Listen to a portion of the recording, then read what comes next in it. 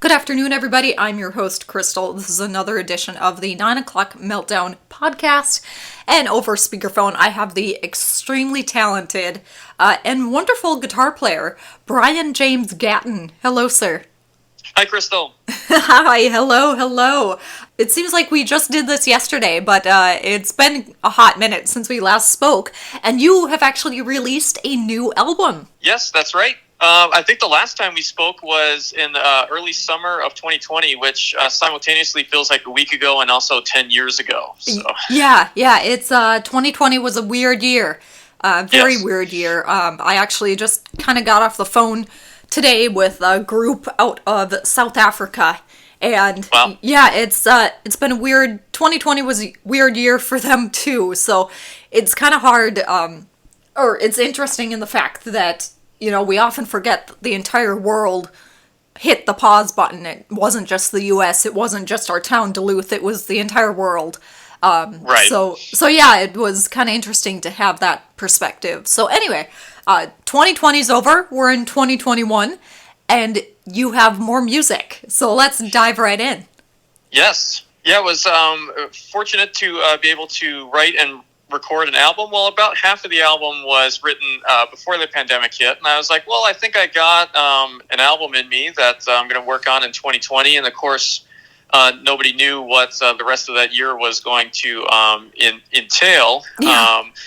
But it ended up being a good time to work on some things and do some recording, and kind of I had the chance with this one to really make it more of what I wanted it to be rather than dealing with any time constraints and things like that. So it was definitely a tough year and a tragic year for a lot of people, but there were also some opportunities to kind of make the best of the time of being at home and things like that. So yeah, it was I was very fortunate to be able to do that, and excited to now release this album into the world. Yes, fabulous. You sent me some files over. Thank you so much for that.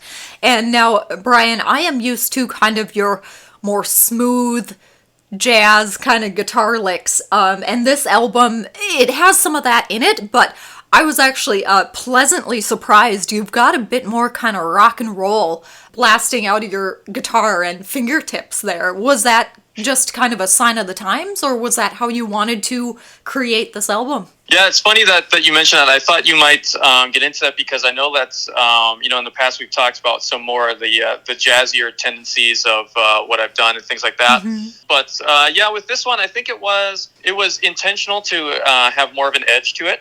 Mm-hmm. I've always liked that type of thing, and it just so happens that the stuff that I've released under my own name has, well, it kind of depended on how I recorded those things. The album prior to this one, I did like the Prince thing. I played all the instruments myself, and so I was kind of, getting used to writing in that way and recording it, and that material just kind of came out the way it was. And this one was much more along the lines of a bit closer to what I hear in my head, in terms of, having more of an edge to it. And I kind of knew that the next project that I was going to do was going to go in that direction.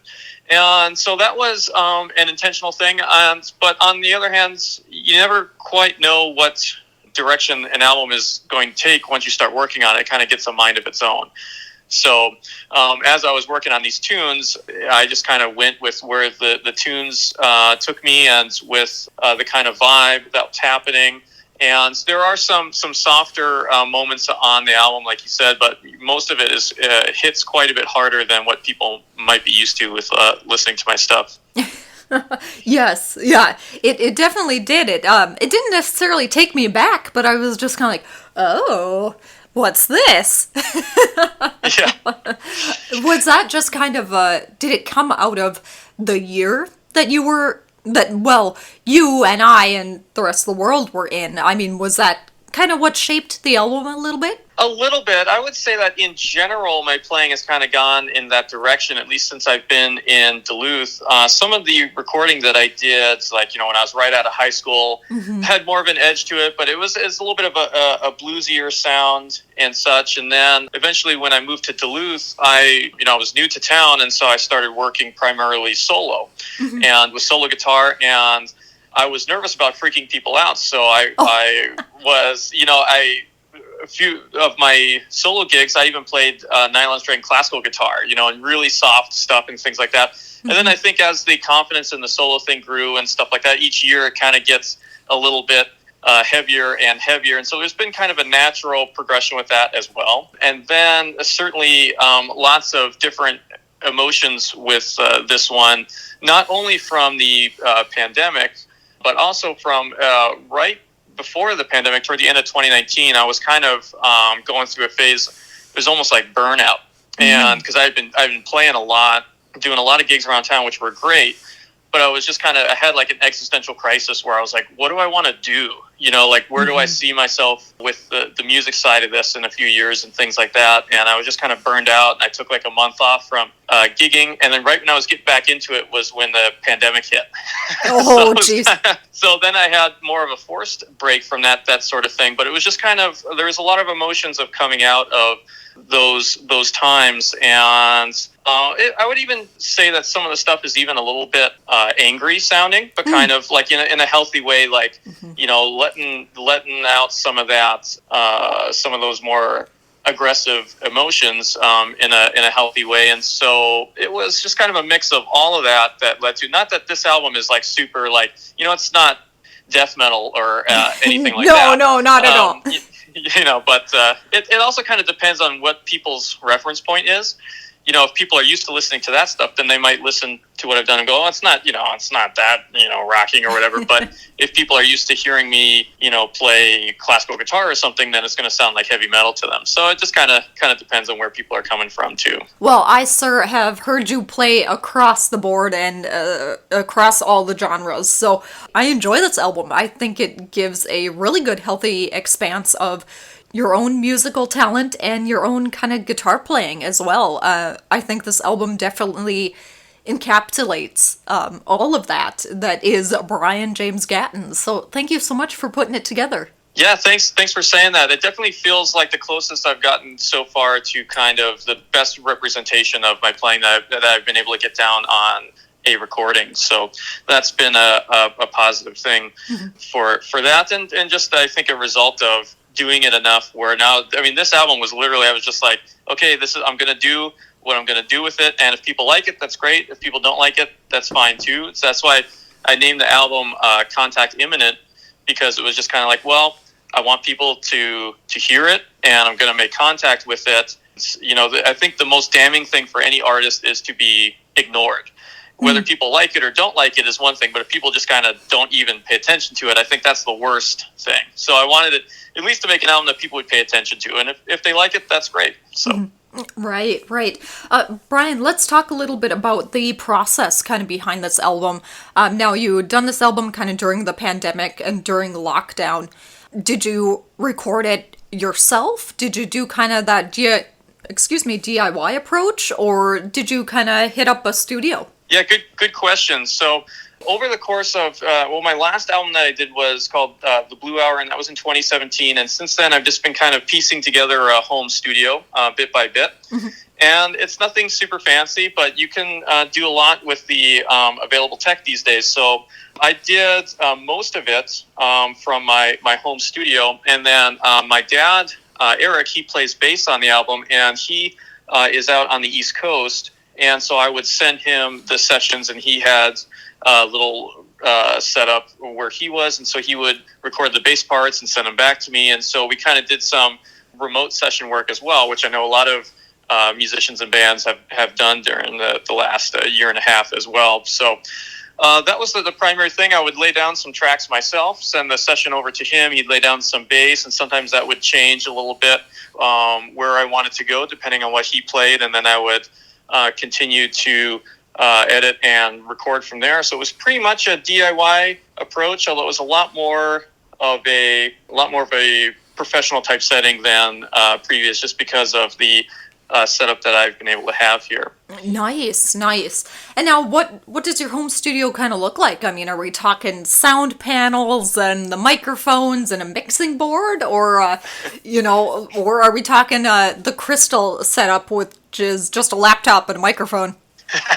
Yeah, well, I was these days I'm running to get specific about it, I'm running a Mac Mini and a couple of monitors, and then I have a couple of different recording interfaces based on what I'm using. And so actually all of the guitar stuff and the drums, which are I have an electronic drum kit, so all that could go direct into my recording setup. So I don't actually have any fancy microphones or anything like that, because everything would just go right into the setup, which is nice because I could also do it all silently too. So if I was recording at like 1 a.m. or something like that, it wasn't bothering anybody. Oh, so nice. It's a pretty simple setup. It's just all my interfaces going into the computer, and then I use Logic Pro for software, and that's pretty much it. One day. When I always joke that when I get a hit in Europe or Japan or something, then I'll, get a place where I can build a real proper studio with, good sound treatment and all that stuff. But until then, right. This is what I'm working with. So yeah. Well, I think the album turned out amazing, and I've talked to multiple people, and even just talking about, I was talking with Max from Sadkin, and he does all of his stuff right out of his house and on an interface, like you yourself have done. And, we were just talking that it's amazing what people can do just out of their homes, even in the last 5 years. You can put together a pretty professional sounding album and not even have to leave your living room. So that's very cool to hear that you've really kind of taken on and adapted this new wave of producing albums. I mean, I don't know if you can attest to this, but I can attest the only way you were going to put out an album back in the day was going to a studio and getting someone to pay attention. Yep. So that's really cool that you've embraced the 21st century, and for better or for worse, I have too. Yeah, every type of setup has its pros and cons, and the thing is too, especially as an independent artist, is you don't have a label backing you up budget-wise to bring everybody into a studio and track the way that historically things have been done that way. And I have done that in the past. The album I came out with in 2008, we did that, in a professional recording studio out on the East Coast and things like that. And that, has its benefits, especially if you're in a band and you want everything to be tracked at the same time. You're going to need a big room and a nice sounding room and good mics on the drum kit and all that stuff. But for what I was doing here, the home studio approach, it worked well. And, these days it's pretty much the same software and things like that the pro studios are using. It just tends to be like the outboard gear and things like that where those really, really come in handy. But it was also kind of, I wanted to do this too, to make sure I didn't become a Luddite with this stuff. For years I was more, I would say, I would approach it more of a traditional way in terms of I use very standard or typical guitar amps, tube amps, which are commonly seen as the best ones. And there's a certain way of recording those. You go into a studio and you do that. And then, recently I was just thinking, it's like, well, I want to see what's out there and what type of gear we can use to get the sound that's in my head. And I was thinking about like when bands like the Beatles would record, and how actually little gear by today's standards they had, like an 8-track machine, or they'd have to double up on some things because they were just working to tape and all that, and the sounds that they were able to make from that. So I thought, well, they could make a lot with a little, so here's a little bit of gear, let's see what we can do with it and what kind of sounds we can make from it. Right. And sometimes simple is best. I mean, I think back in the day when and listen to me, back in the day, God, how old am I? Jesus. I think the first time we talked, I was at KUWS still, and that's a radio station, so I had the microphones and this huge soundboard that's now the size of my table and, all this stuff. And now I have one microphone and my laptop and my cell phone. I think it's pretty on par. Yep. So yes, so sometimes simpler is better. Not to knock professional studios or anything like that, but breaking it down sometimes gets the best result. So hats off to you, sir, for realizing that and going for the gold. Yeah, thanks. It's, even with my guitar gear, it's the same thing where, like I said, for years I would carry around these big heavy amps that were super loud. and they sounded great, but it's, it's starting to get hard to fit the gear in the car, or you're hauling them in the snow if you live in Duluth or 20 below, and then the amps are super loud and you get yelled at every place. And I just thought, like, well, check out some of this new stuff that's a little bit more flexible, that's more portable, and sounds just as good. It is different, but you get a lot of different sounds out of it. And it really comes down to working with the gear that you got. And if you have good input, meaning you're doing good stuff with the gear, it's going to sound good. And it's just making the best of the tech that's available at that moment. Right. Wise words, very, very wise words. I can attest to that too, whether it was photography or, the audio that I was working with at the time. So, yes, very cool that you've embraced the minimalistic musician. Yeah, and part of it's just by, not necessarily by necessity, but laziness in terms of, okay, how much stuff do I really want to bring to the gig, or how much, do I really want to bring to that recording session, and things like that.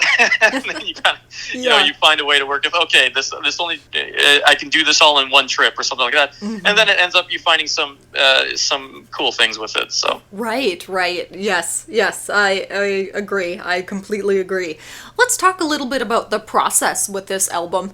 Like I've said, you've been on the show multiple times. How was this process for you with the album? I mean, there was a pandemic going on. You faced a little bit of a burnout before the pandemic, and then you were going to get back into it, and then, the world completely shut down.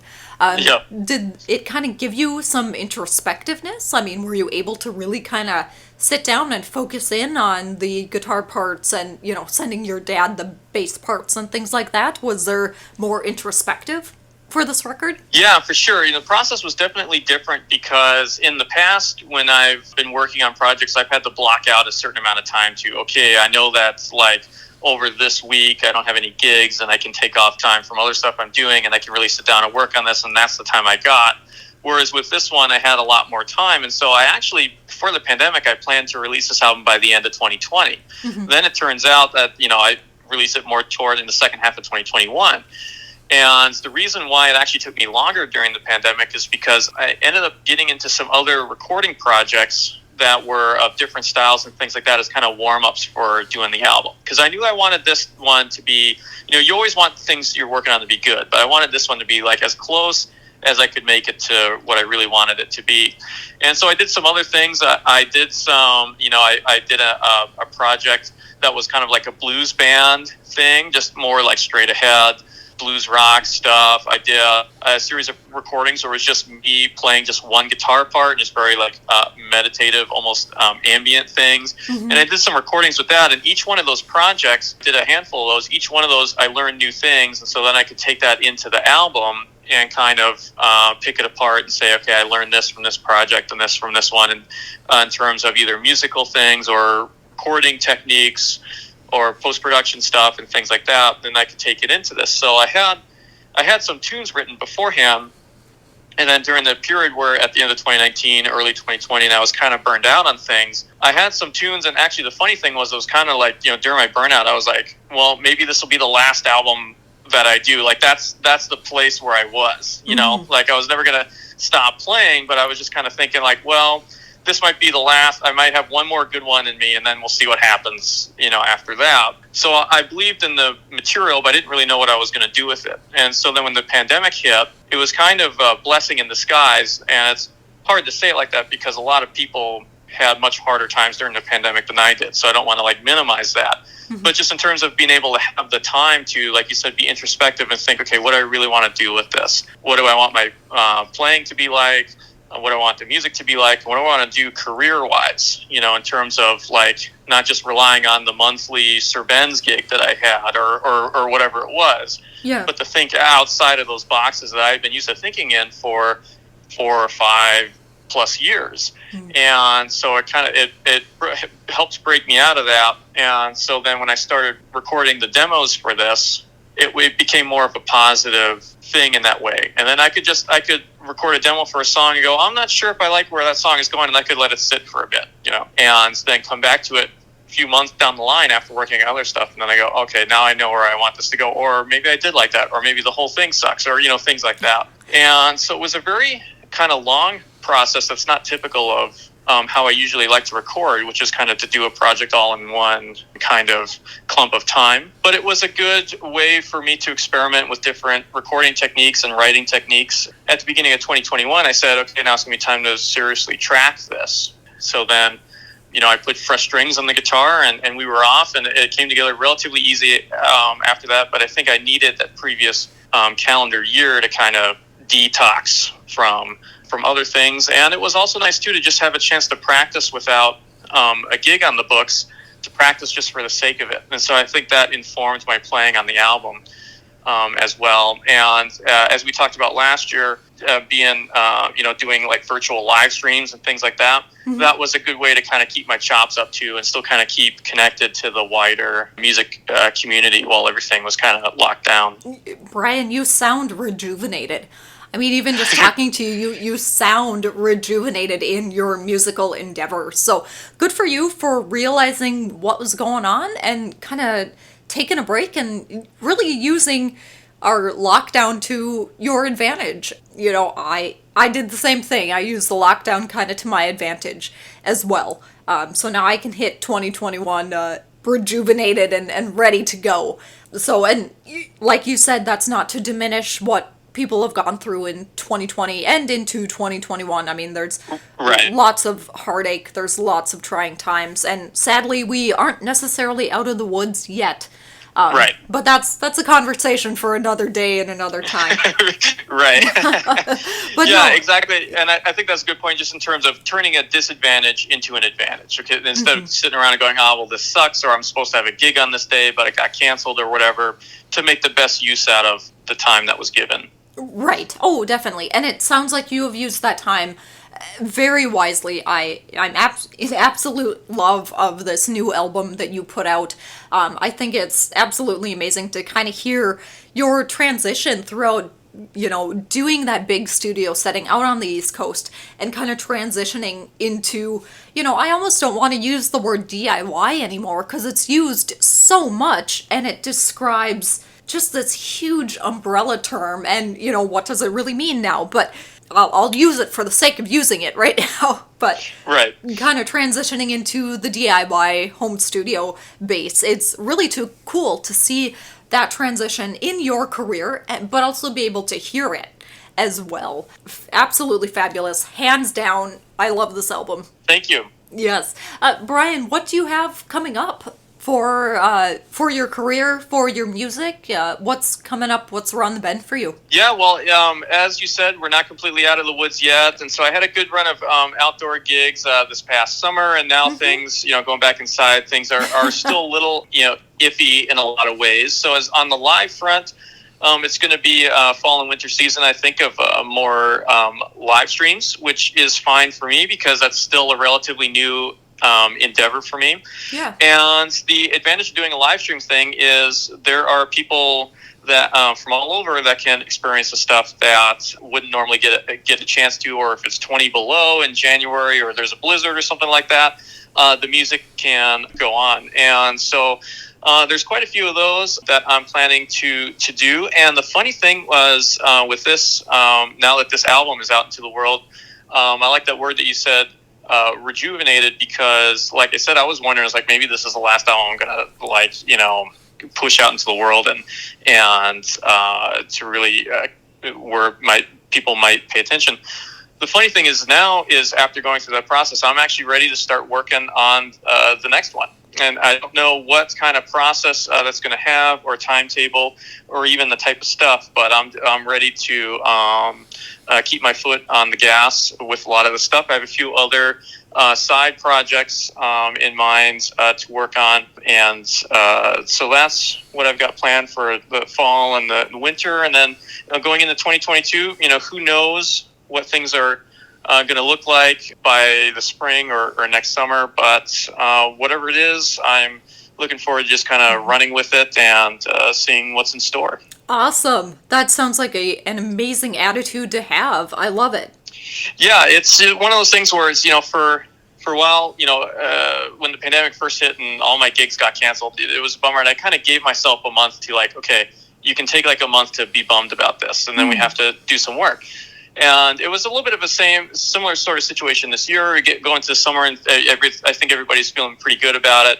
And then by the end of the summer, everybody's back to kind of being like, we're still dealing with this and all that. And so, again, it's like just turning a disadvantage into an advantage of, okay, well, if things are still not completely back to where we might want them to be, but what can we do within that? And so doing some of the other things like live streams and more recording or different types of gigs, things like that. It's just, like you said, a way to keep the attitude up, and instead of just sitting around waiting for things to be done, just making the best of it. And it is what it is. Mm-hmm. So. Oh, right. So true. So very, very true. Bryan, if somebody wants to catch your live stream, what platform are you doing that on? Is it on Stage It or Facebook Live? Where are you going with it?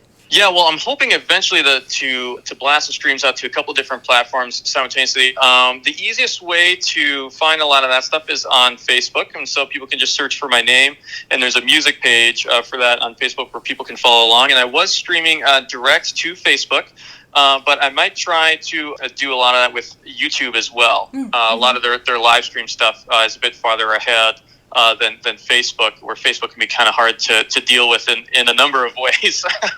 So I think, but either way, it'll be shared to both YouTube and Facebook, and so people can follow along with that. I'm also on Instagram.